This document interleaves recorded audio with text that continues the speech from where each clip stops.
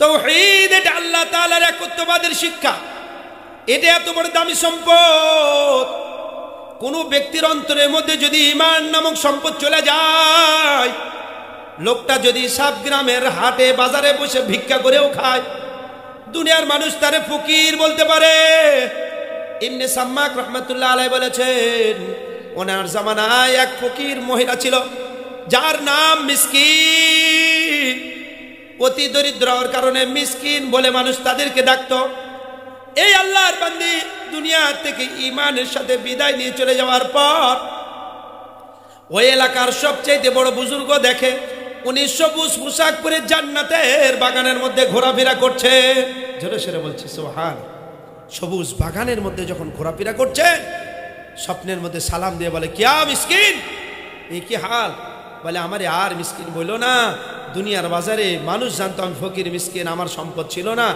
আল্লাহর ভয়ে অধিক সময় রোজা রাখতে রাখতে আমার মাজাটা যে কুজো হয়ে গিয়েছিল, শরীরের শক্তি যে নার্ভাস হয়েছিল, কামাই যে আমি করতে পারিনি, দুনিয়ার মিসকিন ছিলাম। এখন তো আমাকে আল্লাহ অথরিটি পাওয়ার 3টা দান করেছে।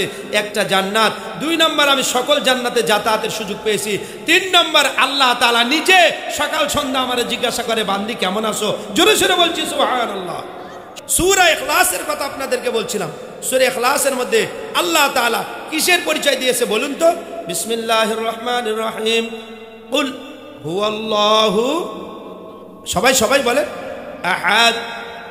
আল্লাহ জাল্লা শানুহু নিজেও তো বলতে পারতেন আনাল্লাহু আহাদ, আমি আল্লাহ একক অদ্বিতীয়, আমি আল্লাহ একক। এই কথাটা আল্লাহ বললেই পারতেন, কিন্তু আল্লাহ জাল্লা শানুহু বলেন না না না, আমি একক, এটা আমার বলার দরকার নাই। আমার নবী এত অথরিটি পাওয়ার আলা মানুষ, এত সম্মানী মানুষ, এত ইজ্জতওয়ালা মানুষ, এত সত্যবাদী মানুষ, নবী বলে দিলেই হবে যে আল্লাহ একজন। এই জন্য আল্লাহ নবীকে বলতে বলেছেন, নবী গো কুল, আপনি বলুন যে হু আল্লাহ, তিনি সেই আল্লাহ যিনি আহাদ, যার কোনো শরীক নাই। জোরে বলি মারহাবা। আজকে আপনি আর আমি 22 দল 72 দল 73 দল সোট আউট বাটপারদেরকে এক জায়গায় নিয়ে ভোটের মাঠে ক্ষমতার মসনদ দখল করার জন্য কি সুন্দর মুছে তা দিতেছে রে ঈমানদার। নামাজের সামনে দাঁড়িয়ে বলে, ইন্না সালাতি ওয়া নুসুকি ওয়া মাহইয়ায়া ওয়া মামাতি লিল্লাহি রাব্বিল আলামিন। বাইরে এসে করছে জয় বাংলা ধানের শীষ, মার ঝাড়ুর বাড়ি কপালে। নামাজের সামনে দাঁড়িয়ে বলে কি, মসজিদের বাইরে গেলে বলে কি। এই যে দ্বিমুখী আচরণ, এই চরিত্রের পরিবর্তন যতদিন না হবে ততদিন পর্যন্ত সংখ্যায় 92% মুসলমানের দেশ হবে, শতকরা 8 জন মানুষ যোগ্য হক্কানি বুজুর্গ ভালো মানুষ হবে না। জোরে বলেন ঠিক কিনা? শুধু সংখ্যায় আমরা কুকুরের বাচ্চার মতো সংখ্যায় 5টা 7টা করে হয় প্রত্যেক বছর। সংখ্যায় বেড়েছি না, আদর্শিক মুমিনের পরিবর্তন হয়নি। নেতার পরিবর্তন হয়েছে, নীতির পরিবর্তন হয়নি। নেতার সাথে যখন নীতির পরিবর্তন হয়ে যাবে, চেয়ার তো ওইটাই। এই শাহজালাল চলে গেলে এখানে যদি মমতাজ বসে, কোরআন শরীফ পড়বে, তাই না? মমতাজ আপা আসলে কোরআন শরীফ পড়বে না? তাহলে চেয়ারে মানুষ পরিবর্তন হইলে হবে না, যেই মানুষ বুঝবে তার চরিত্র পরিবর্তনওয়ালা মানুষ বসতে হবে, তবেই এই চেয়ার থেকে হক্কানি কথা, সত্য কথা, ন্যায়ের কথা আসবে। জোরে বলেন ঠিক কিনা? বলেন, এখানে আমরা যত মানুষ বসে আছি, কুল হুয়াল্লাহ সূরা ইখলাস আমরা জানি না নাকি জানি না? এখানে যারা আছে আমরা জানি না? হ্যাঁ, শুদ্ধ জানি না অশুদ্ধ জানি সেটা পরের প্রশ্ন, কিন্তু জানা লোকের সংখ্যা বেশি।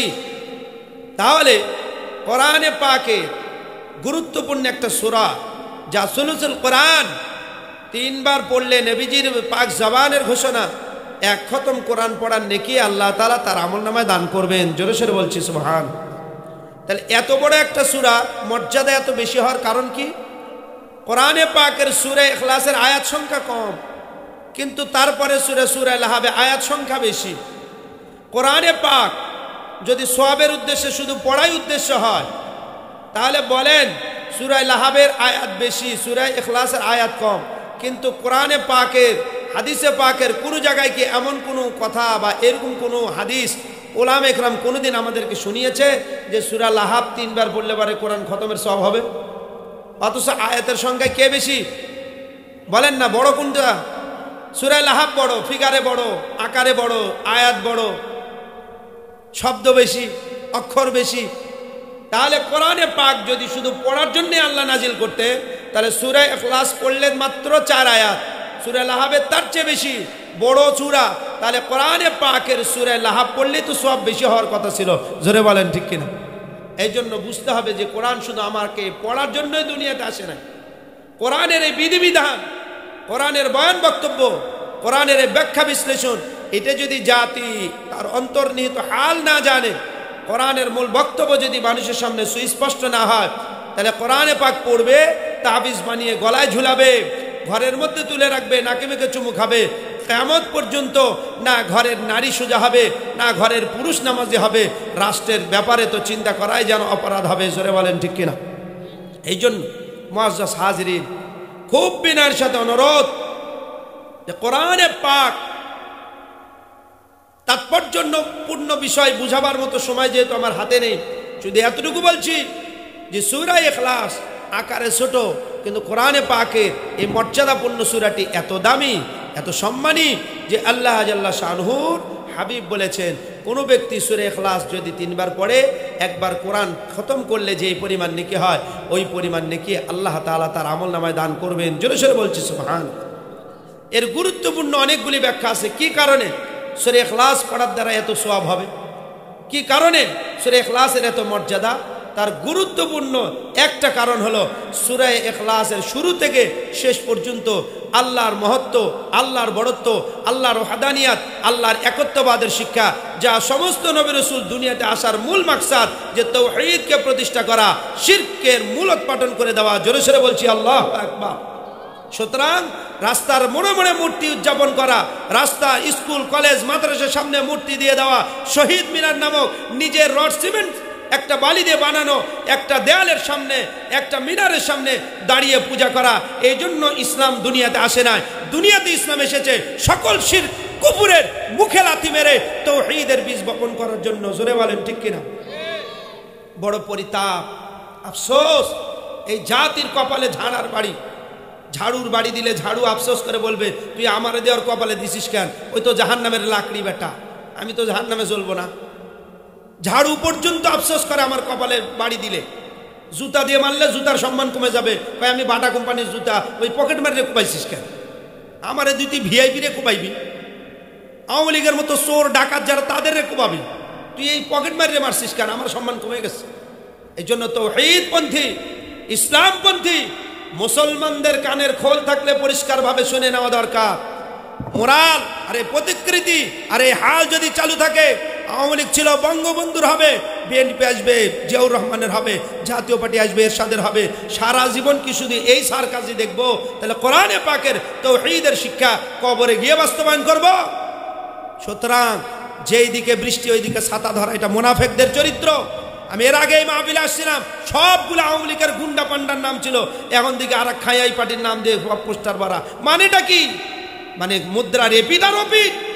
চরিত্র কি এই আপনার আমার? যেই দিকে বৃষ্টি সেই দিকে ছাতা ধরা, এটা মুনাফিকদের চরিত্র। জোরে বলেন ঠিক কিনা? মুমিনের চরিত্র রমজানের আগেও পবিত্র, রমজানের ভিতরেও পবিত্র, রমজানের পরেও পবিত্র। রমজানে সে রোজা রেখেছে মানুষের ভয়ে নয় যে পর্দাটা নিয়ে ভিতরে খাবে। জোরে বলেন ঠিক কিনা? এই জন্য ভাইয়ের আমার, বাপ জানের আমার, বিনয়ের সাথে অনুরোধ, জিন্দগির হাল কত মূল্যবান সময় চলে যেতেছে। আমার এত কিছু বলার উদ্দেশ্য নয়, উদ্দেশ্য হলো সূরা ইখলাসের এত ফজিলত, এত মর্যাদা কি কারণে? সূরা ইখলাসের মধ্যে তাওহীদের শিক্ষা রয়েছে। জোরে সোরে বলছি সুবহানাল্লাহ। হাদিসে পাকের মধ্যে আল্লাহর হাবিব আলাইহিস সালাতু ওয়াস সালাম বলেন, তাওহীদ এটা আল্লাহ তাআলার একত্ববাদের শিক্ষা, এটা এত বড় দামি সম্পদ। কোন ব্যক্তির অন্তরের মধ্যে যদি ঈমান নামক সম্পদ চলে যায়, লোকটা যদি সাবগ্রামের হাটে বাজারে বসে ভিক্ষা করেও খায়, দুনিয়ার মানুষ তারে ফকির বলতে পারে। ইবনে সাম্মাক রাহমাতুল্লাহ আলাইহি বলেছেন, ওনার জামানায় এক ফকির মহিলা ছিল যার নাম মিসকিন। অতি দরিদ্র হওয়ার কারণে মিসকিন বলে মানুষ তাদেরকে ডাকতো। এই আল্লাহর বান্দি দুনিয়া থেকে ঈমানের সাথে বিদায় নিয়ে চলে যাওয়ার পর ওই এলাকার সবচেয়ে বড় বুজুর্গ দেখে উনি সবুজ পোশাক পরে জান্নাতের বাগানের মধ্যে ঘোরাফেরা করছে। জোরে সোরে বলছি সুবহান। সবুজ বাগানের মধ্যে যখন ঘোরাফেরা করছে, স্বপ্নের মধ্যে সালাম দিয়ে বলে, কিয়া মিসকিন, এই কি হাল?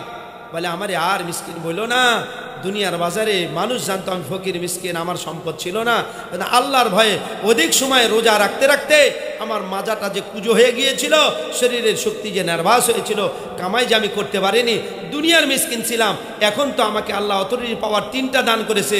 একটা জান্নাত, 2 নম্বর আমি সকল জান্নাতে যাতায়াতের সুযোগ পেয়েছি, 3 নম্বর আল্লাহ তাআলা নিজে সকাল সন্ধ্যা আমারে জিজ্ঞাসা করে বান্দি কেমন আছো, জোরে সোরে বলছি সুবহানাল্লাহ।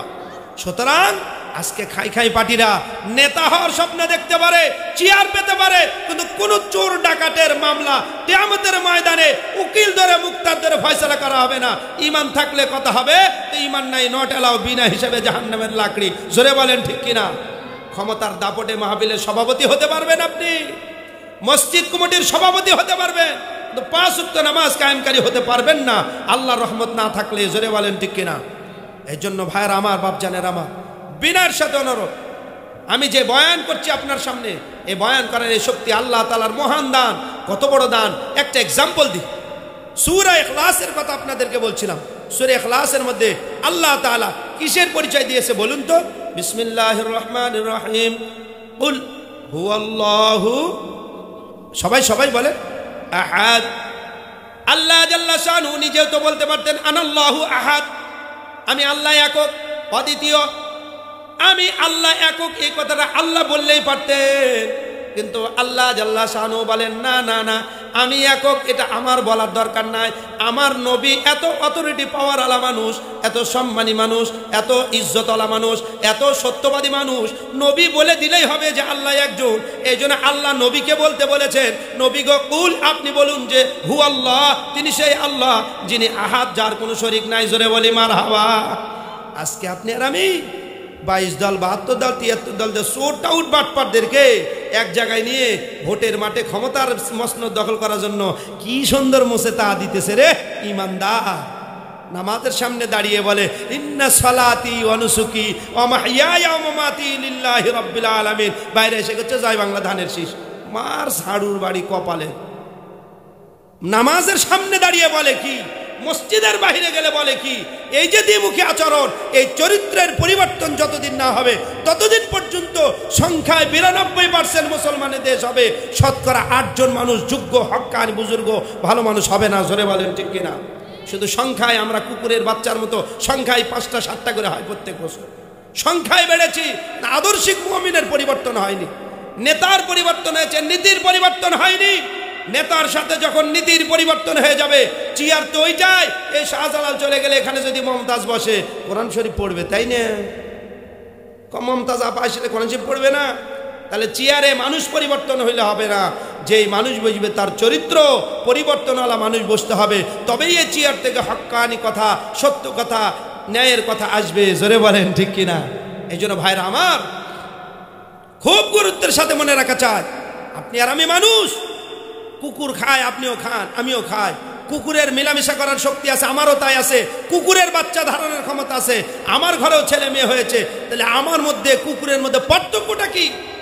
কুকুর ঘেউ ঘেউ করে তার চাহিদা মিটায়, আমিও হাউ হাউ করে তার আমার চাহিদা মিটায়। কুকুর খাওয়ার জন্য ঘুরে, আমিও খানার জন্য ঘুরি। কুকুর দেখতে পায়, আমিও দেখতে পাই। কুকুর ঘুমায়, আমিও ঘুমাই। তাহলে আমার মধ্যে আর কুকুরের মধ্যে মৌলিক পার্থক্য কি?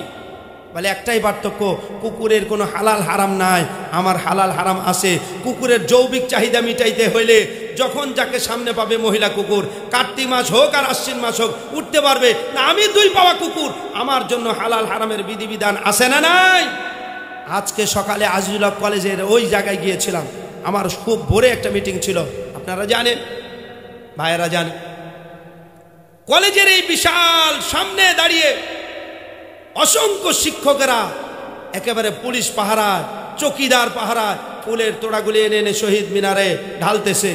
দাঁড়িয়ে বললাম, একটু এই যে ফজরের নামাজের পর থেকে জুমার আগ পর্যন্ত ফুলের যে মহড়া দেওয়া হইতেছে, এই লাল টুকটুকে গোলাপ নিয়েই কিন্তু বিকালবেলা কপত কপতি এসে বলবে প্রেমের টুরুলাভ। জোরে বলেন ঠিক কিনা?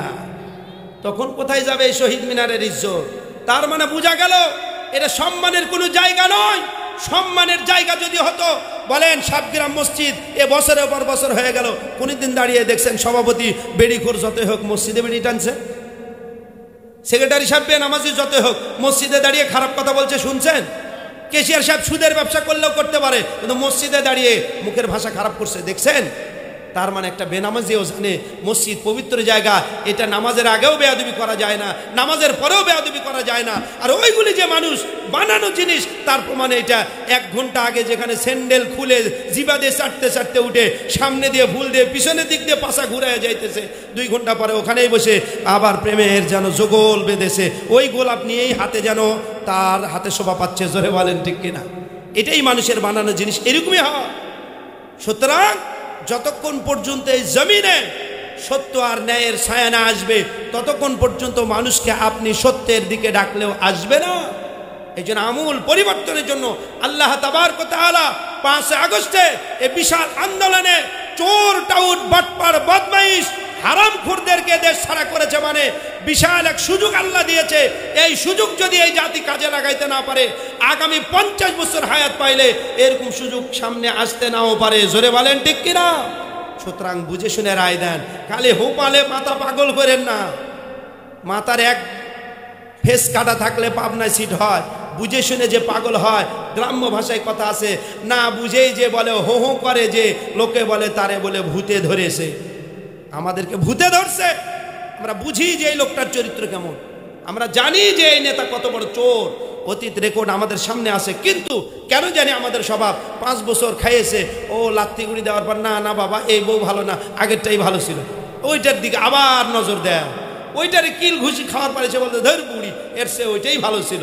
এই যদি হয় জিন্দগি ভর আপনার আমার, তাহলে আসল সুখের ঠিকানা পাওয়ার জন্য, সঠিক রাস্তায় চলার জন্য যে মেধা আর যে বিবেক আল্লাহ দান করলো, ওইটা কবে খাটাবো?